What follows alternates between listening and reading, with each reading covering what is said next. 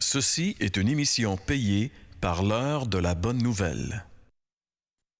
À l'heure de la bonne nouvelle aujourd'hui, Jésus et la mort.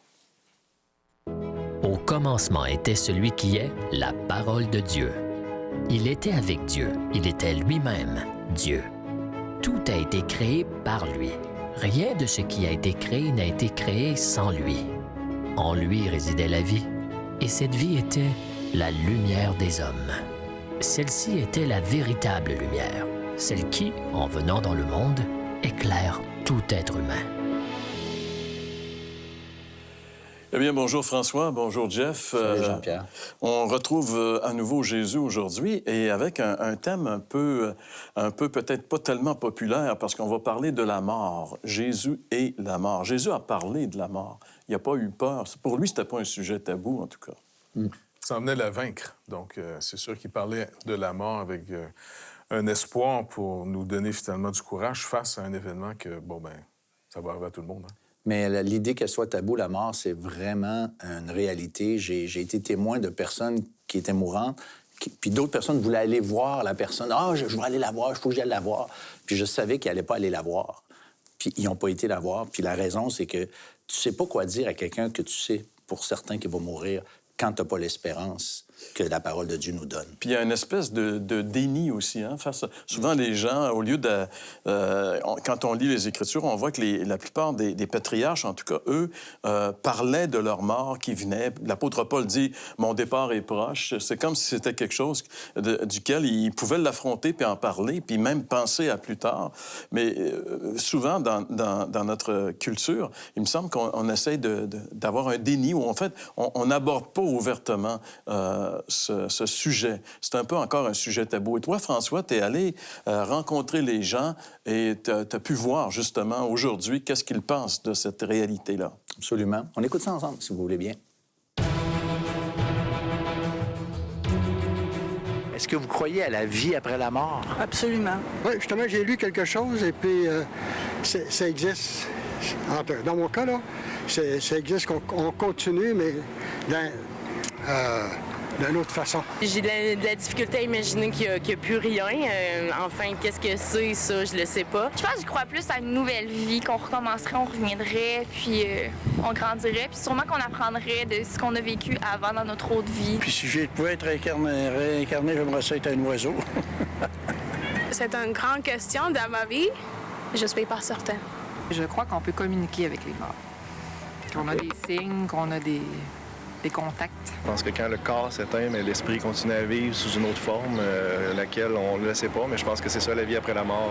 Pour moi, la vie après la mort, ce serait ce que je peux laisser dans le cœur des gens. C'est quand même mystérieux. Hein? On essaie d'imaginer des choses, on veut s'accrocher à certaines choses, mais il reste que c'est mystérieux, la mort. Qu'est-ce qu'il y a de l'autre côté? Parce qu'on a été, même quand que ce soit athée ou non, on constate que les êtres humains, différemment du règne animal, il y a vraiment un écart par rapport à ça, la conscience qu'on est mortel. L'animal n'a pas cette conscience-là. Il va fuir les dangers, mais tout jeune, quand on y pense, là, nous les humains, tout enfant, tout jeune, on devient conscient qu'on meurt, qu'on va mourir. Et puis là, après ça, on essaie de meubler ça parce qu'on se dit, il y a quoi après? Et on a une difficulté à s'imaginer qu'on ne sera plus là. Donc, hein, on reste dans une existence. Puis comme certains disaient, ça doit être sous une autre forme ou d'autres pensent à la réincarnation. Mais tout le monde espère quelque chose.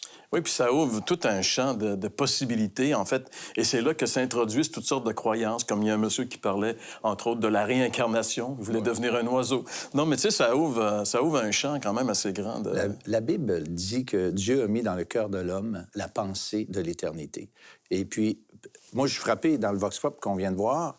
La plupart pensent que sûrement quelque chose après la mort. On ne sait pas quoi, comme quelqu'un a bien dit, mais cette pensée qu'il y a quelque chose après la mort, non seulement la conscience qu'on va mourir, comme tu as dit, Jeff, mais la conscience aussi que quelque chose, même ceux qui prétendent que c'est fini après, Je suis pas sûr s'ils sont aussi convaincus que ça. De toute façon, Jésus a parlé de la mort et puis on va aller le retrouver dans un petit instant dans le temple de Jérusalem il y a 2000 ans, alors qu'il va aborder ce sujet, immédiatement après la pause.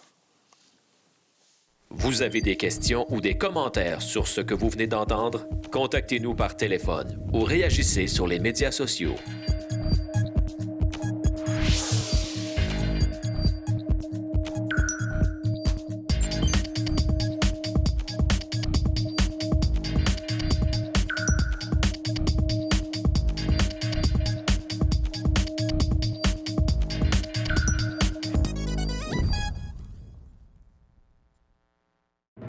Vous êtes touché par ce que vous entendez dans cette émission? Vous souhaitez poursuivre votre aventure à la découverte de ce visiteur venu du ciel? Commandez dès maintenant votre Évangile de Jean tout à fait gratuitement. Que vous préfériez lire le texte ou en apprécier l'adaptation cinématographique, cette offre est pour vous, profitez-en. Cette offre a été rendue possible par les ministères d'Aujourd'hui l'Espoir.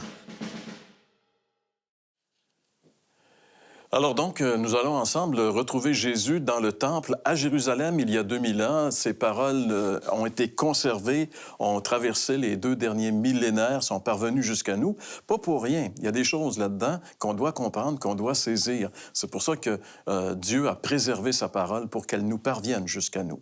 Alors, si vous le voulez bien, on va lire quelques versets ici dans l'Évangile de Jean, chapitre 8. On va lire les versets 21 à 23. Jésus leur dit encore, « Je m'en vais, et vous me chercherez, et vous mourrez dans votre péché, vous ne pouvez venir où je vais. » Sur quoi les Juifs dirent, « Se tuera-t-il lui-même, puisqu'il a dit, « Vous ne pouvez venir où je vais. » Il leur dit, « Vous êtes d'en bas, moi je suis d'en haut. Vous êtes de ce monde, moi je ne suis pas de ce monde. » Donc, dans ce passage, Jésus parle un petit peu ici de la mort. Il dit qu'il s'en va et les gens sont un petit peu perplexes. Où va-t-il? Que va-t-il faire? Ils pensent, les gens qui l'écoutent pensent qu'il va se suicider. C'était un peu intéressant, mais l'idée que je trouve, c'est que c'est pas la première fois dans la Bible qu'on retrouve des personnes qui prennent les paroles de Jésus puis ils font des conclusions tout croche. On a vu dans une émission passée la femme samaritaine qui se faisait offrir de l'eau, par exemple. Et puis là, Jésus, il offre de l'eau, puis avec laquelle il n'aura jamais plus soif, qu'elle n'aura jamais plus soif. Puis là, elle dit, donne-moi toujours de cette eau afin que je ne vienne pas puiser. Nicodème, un peu plus tôt aussi, dans notre série d'émissions, et peut-il rentrer dans le sein de sa mère et naître, et revenir, tu sais... Bon, encore là, tu sais, il comprenait littéralement des propos qui étaient beaucoup plus profonds que ceux-là. Mais le point que je trouve intéressant, c'est que quand on s'entête, parce que les Juifs, il faut le dire, à ce moment-là, s'entêtaient contre Jésus. Ils ne voulaient pas comme savoir qu'est-ce que Jésus disait. Et puis, ils ne croyaient pas à ça. Et puis, je pense que l'entêtement à ne pas vouloir croire aveugle, littéralement, nous rend aveugles. Et ces gens-là l'étaient parce qu'ils ne voulaient pas voir la vérité. Et souvent, il y a une phrase qui revient constamment lorsqu'on parle avec les gens de la mort. La plupart des gens disent, écoute, il n'y a jamais personne qui est revenu de l'autre bord pour nous dire ce qu'il y a. Donc, il n'y a rien. Et pourtant, ici, on vient de lire ici que Jésus dit, « Moi, je suis d'en haut, vous êtes d'en bas. » Donc, lui est venu de l'autre bord. Exactement. Et puis, Jésus, en venant justement de autre que notre monde, notre organisation, on est pris dans quelque chose. C'est un vase clos, en réalité. Les gens savent que si tu es entré dans ce monde, tu vas sortir par la mort. C'est le chemin de toute la terre. Jésus vient dans le monde et il dit qu'il était avant le monde. C'est comme ça que Jean nous présente son évangile. Je vais vous présenter quelqu'un qui était avant que tout ça commence et je vais même vous présenter celui qui a tout fait ces choses. Rien de ce qui existe a été fait en dehors de ce que lui a fait. Et il vient dans ce monde maintenant pour nous parler d'un événement qui, pour nous, est le plus mystérieux. On en est tous conscients. Puis de dire que jamais personne n'est venu, c'est pas vrai, parce que Jésus lui-même, dans son temps, puis même avant, dans l'Ancien Testament, il y a eu des résurrections. Il y a des gens qui sont déjà morts et qui ont été ramenés à la vie. Et Jésus en a fait plusieurs, parce qu'on a au moins 3 dans le Nouveau Testament.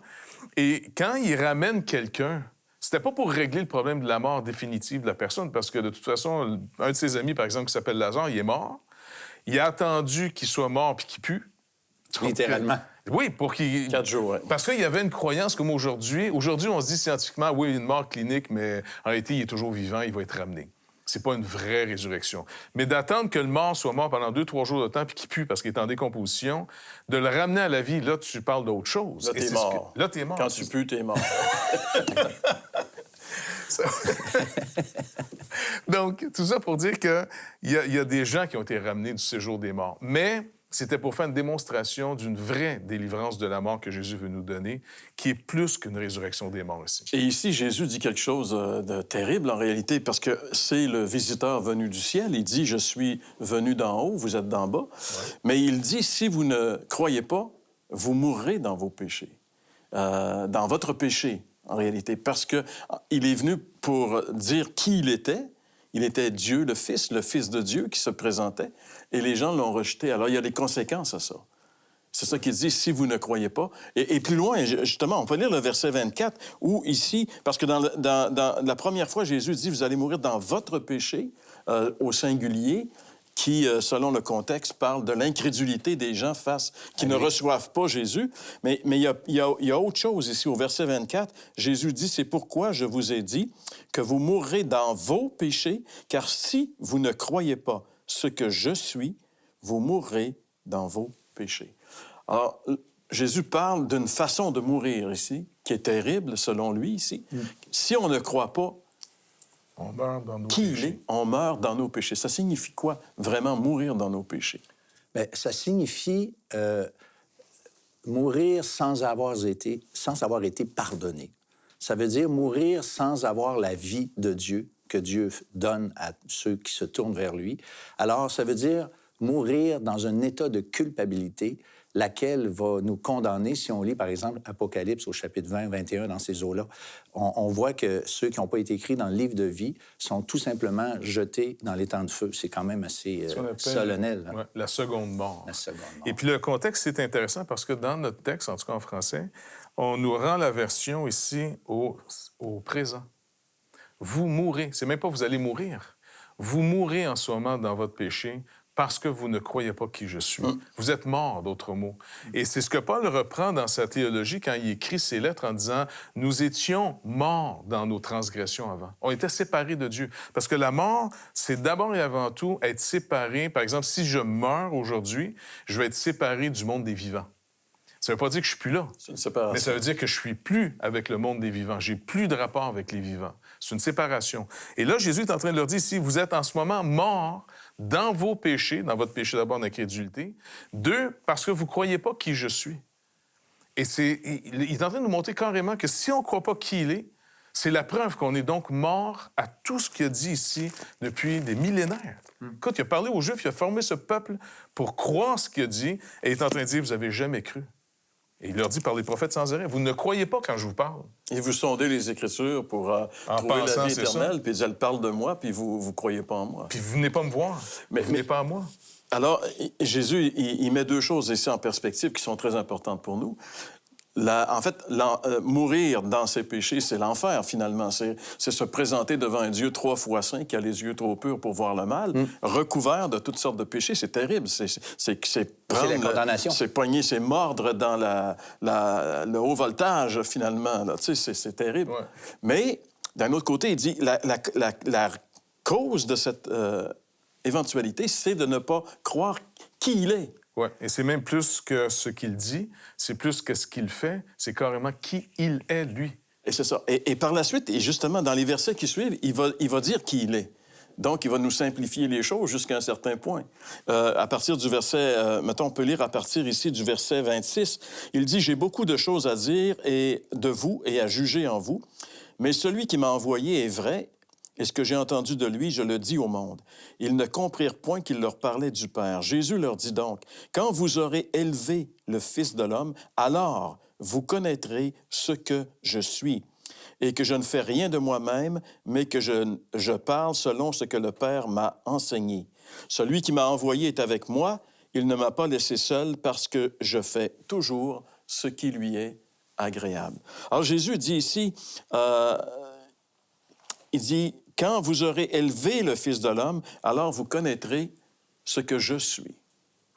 Puis ça veut dire quoi? Élever le Fils de l'homme. Ça veut pas juste dire probablement de l'élever dans le sens, le monter en valeur, mais c'est probablement une allusion directe ici à la croix, un peu comme quand il avait parlé avec Nicodème au chapitre 3 de l'Évangile. Le Fils de l'homme va être élevé. Le Fils de l'homme va être élevé. Et ça, il est vraiment question de la croix où le Christ a pris nos péchés en tant que Dieu fait homme, parce que le « je suis » là, ici est important, ça veut dire il est Dieu, il se prétend être Dieu ici. Ouais. Et nous, bien sûr, on le croit qu'il est Dieu, mais c'est vraiment une allusion directe à la croix du Calvaire, où le Dieu Tout-Puissant s'est fait homme et a pris sur lui la charge de nos péchés. Alors, c'est la seule façon de s'en sortir, pour ainsi dire. Donc, ce que Jésus est en train de nous dire ici, c'est, pour nous, la seule façon de s'en sortir, comme tu le dis, c'est de croire vraiment qui il est. Et ce qu'il dit être, c'est il dit être Dieu venu en chair, le visiteur venu du ciel, qui va être élevé premièrement sur la croix. Et là, il va attirer les gens à lui. Et par la suite, il va être élevé dans la gloire, parce qu'il va retourner dans la gloire qu'il occupait. Il ne faut pas oublier que Jean finit justement son évangile. C'est ce qu'il veut nous faire comprendre tout le long. Celui qui va être élevé sur la croix, crucifié par les hommes, le Père va l'élever à nouveau dans sa gloire précédente. C'est pour ça que Thomas, le fameux incrédule, qui est toujours le problème du livre de Jean, là, il montre l'incrédulité du peuple. Thomas, quand il va voir Jésus ressuscité, on se rappelle là, quand il dit à moi que moi je mette mes doigts dans ses trous là, de main depuis son côté. La réaction de Thomas, c'est de dire après « Mon Seigneur et mon Dieu ». Et Jésus ne l'a pas repris en disant « Non, t'exagères encore, Thomas. » Il dit « Non, parce que t'as vu, t'as cru. » Qu'est-ce qu'il a vu et cru? Que celui qu'on a élevé, c'était vraiment celui dans l'Ancien Testament qu'on appelle « Je suis ». Dieu s'est fait homme. Il est venu au milieu de nous. Notre Créateur est venu. Il a pris charge de toutes nos fautes pour dire « Quiconque veut, maintenant, vienne. » Maintenant, si les hommes périssent encore aujourd'hui, c'est pas de la faute de Dieu. C'est parce qu'ils ont, comme ici, pas voulu simplement croire. Qu'est-ce qu'on devrait faire, François, lorsqu'une vérité comme ça nous est présentée?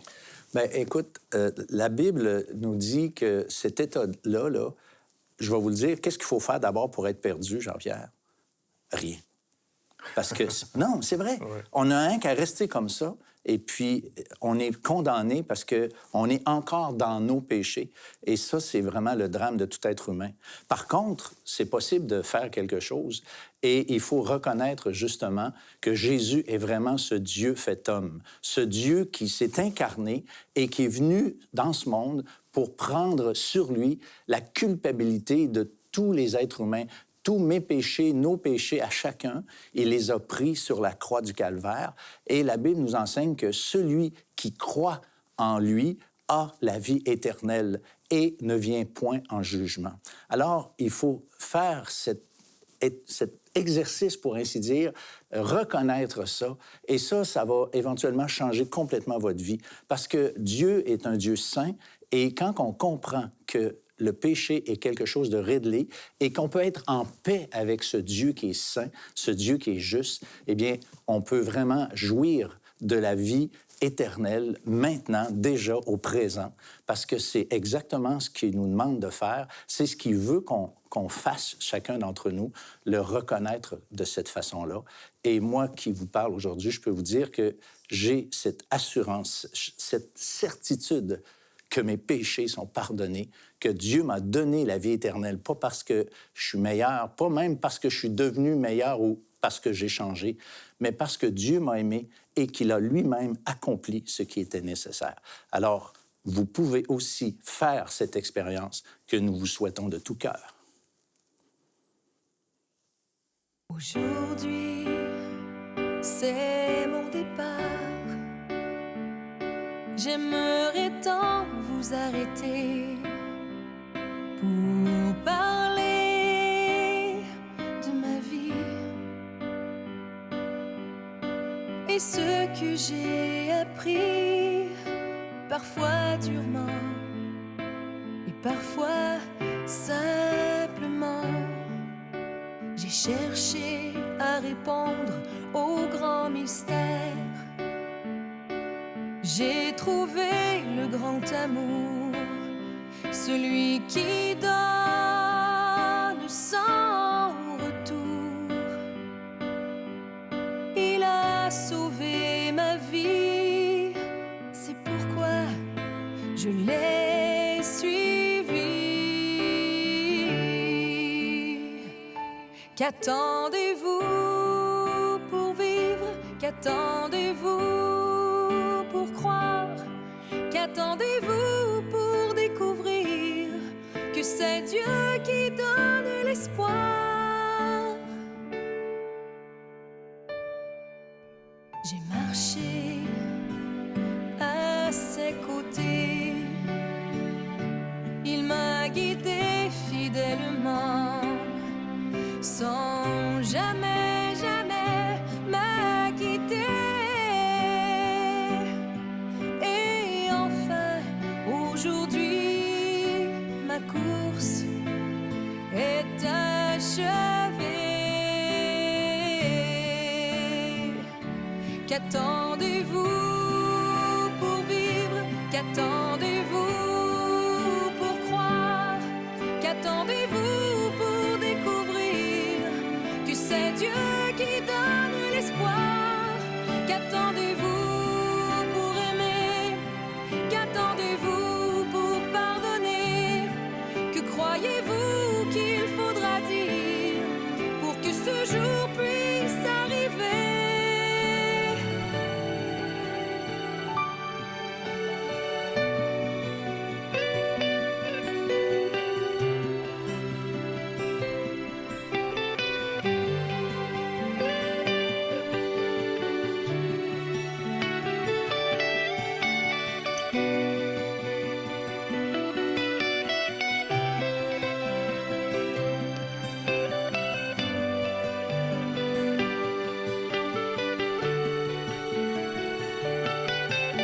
Mais j'aimerais savoir où vous trouvez l'espoir, si vous errez en vain et qu'il n'y a pas de lendemain. Qu'attendez-vous pour vivre? Qu'attendez-vous pour croire? Qu'attendez-vous pour découvrir que c'est Dieu qui donne l'espoir? Qu'attendez-vous pour sourire? Qu'attendez-vous pour vous réjouir? Si vous savez que Dieu vous aime et qu'il peut vous donner des ailes,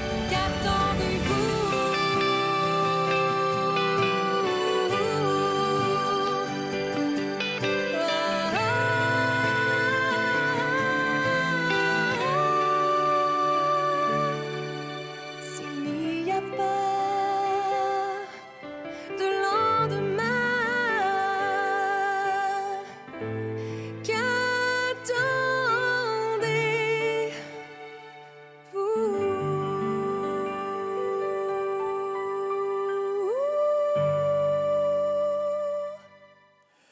C'est toute une question que Sophie nous pose. Hein? Ouais. Qu'attendez-vous pour vous mettre en règle avec Dieu, finalement? Qu'attendez-vous pour vivre? En d'autres mots, qu'attendez-vous pour commencer maintenant une nouvelle sorte d'existence réconciliée à Dieu, où là, nos fautes et nos péchés nous séparent plus de ce Dieu. La mort, ça veut aussi dire séparer de. Donc, croire le sacrifice de Jésus-Christ, au fond, c'est le seul moyen de recevoir le pardon de nos fautes, d'être réconcilié à Dieu. Et littéralement, c'est vrai qu'on a une nouvelle sorte de vie après. C'est même pas une vie réparée, c'est une nouvelle sorte de vie. La vie même que Dieu nous donne par Jésus-Christ. C'est quand même incroyable. Mais qu'attendez-vous pour croire? Moi, qu'est-ce que j'aime? Tu sais, c'est la vidéo qu'on vient de voir ensemble, c'est l'idée devant la mort.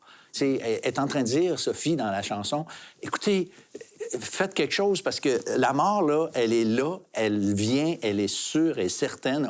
C'est le rendez-vous de tous les vivants de dire Job dans la Bible. Alors, devant cette éventualité, il faut réaliser qu'il faut croire comme on l'a vu ensemble. Puis c'est tellement important. C'est exactement le même message que Jésus dit ici. Si vous ne croyez pas que je suis, vous mourrez dans vos péchés. Donc, il ne faut pas attendre, il faut croire. Il faut mettre notre confiance en qui est Jésus et ce qu'il a fait pour nous sur la croix il y a 2000 ans. Si vous voulez en savoir un petit peu plus, bien, écoutez ce qui suit. Vous allez voir qu'on peut entrer en contact avec vous.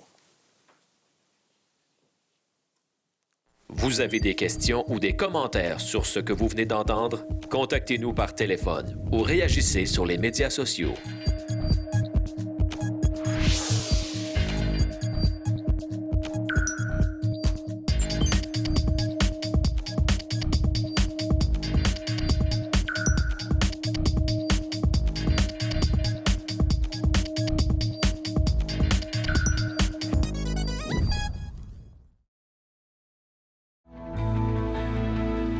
la série complète sera disponible sur DVD dès la fin de la saison.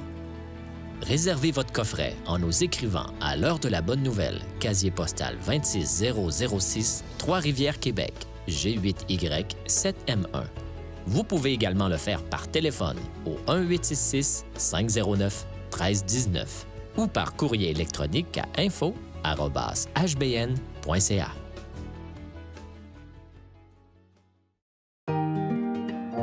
L'heure de la bonne nouvelle vous invite à participer à l'un des nombreux déjeuners de l'espoir. Ces déjeuners ont lieu dans plusieurs restaurants réputés de la province et vous sont offerts gratuitement. Pour connaître les détails concernant l'endroit, la date et l'heure pour votre région, composez le numéro sans frais 1-866-509-1319. Vous pouvez également consulter le site web www.déjeuner.org. Il y a, comme on l'a vu aujourd'hui, il y a quand même une solution à cette éventualité pour nous tous, c'est-à-dire la mort. Oui. Et le Seigneur nous fait cette promesse. Il nous dit qu'il ne mettra pas dehors celui qui vient à lui. Donc, l'offre, on veut qu'elle soit entendue de tout le monde. Quiconque veut, vienne.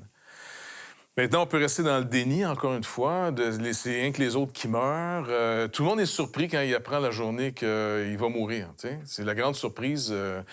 Et pourtant, on est tous, depuis qu'on est tout petit, conscients qu'on est mortel. On s'en va vers la mort. Et comme tu l'as rappelé, la Bible nous dit « Dieu a mis la pensée de l'éternité dans nos cœurs ». On ne peut pas l'échapper. Donc, on ne peut même pas dire qu'on n'était pas averti qu'on va mourir. Et donc, si on est averti d'un problème, parce que c'est un problème mourir, c'est pas une solution mourir, c'est un problème mourir. La Bible l'appelle le dernier ennemi.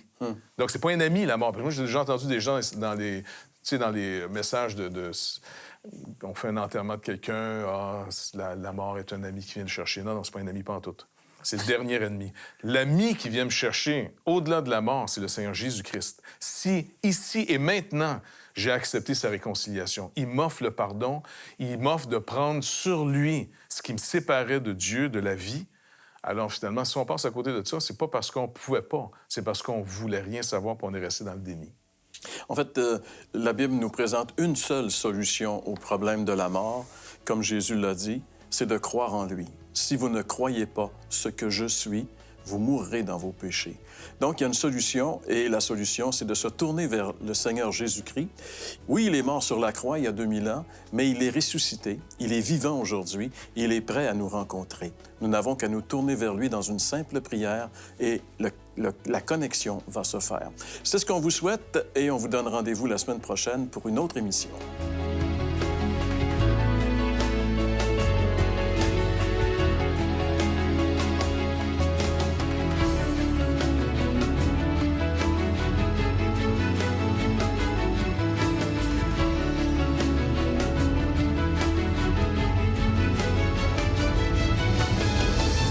Ceci était une émission payée par l'heure de la bonne nouvelle.